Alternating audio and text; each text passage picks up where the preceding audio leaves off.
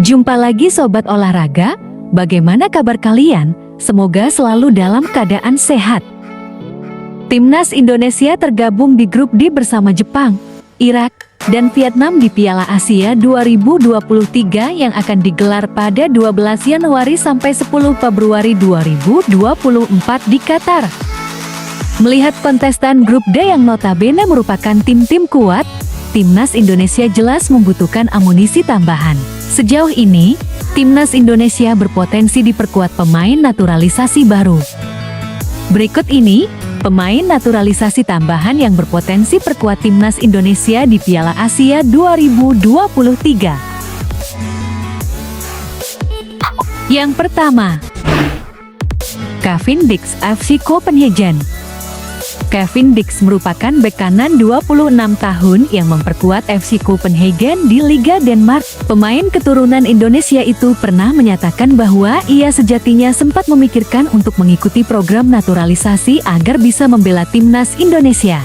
Namun nyatanya PSSI belum pernah menghubunginya secara resmi.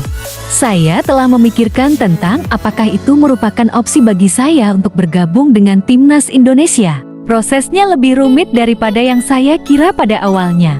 Saya perlu mencari tahu lebih jauh tentang itu dan melihat apakah itu memungkinkan di masa depan, tambah Cavan Dijk.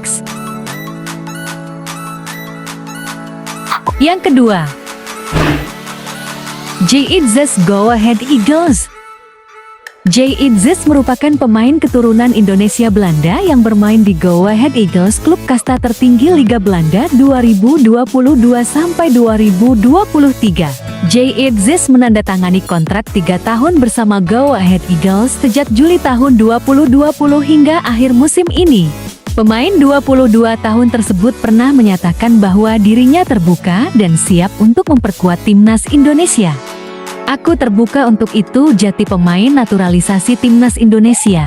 Tapi satu sisi aku ingin berkarir di Belanda.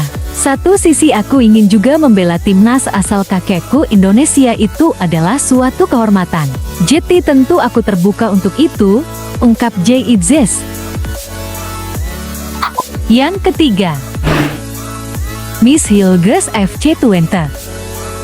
Miss Hilgers merupakan pemain FC Twente yang punya darah Indonesia meski lahir di Amersfoort, Belanda pada 13 Mei tahun 2001. Darah Indonesia itu mengalir dari sang ibu yang merupakan orang Manado, Sulawesi Utara. Akan tetapi, sejak lahir di Belanda, Miss Hilgers memang banyak menghabiskan karirnya di negeri kincir angin tersebut. Ia sempat ditawari untuk dinaturalisasi menjadi WNI. Namun, Miss Hilgers menolaknya. Ia justru lebih tertarik dipanggil oleh timnas Belanda, tapi tidak ada yang mustahil baginya. Yang keempat, Emil Odero, Sampdoria. Emil Odero adalah kiper Sampdoria yang sempat kencang diberitakan masuk dalam program naturalisasi PSSI. Sayangnya, kiper 26 tahun itu pernah menolak ajakan dari PSSI pada 2017.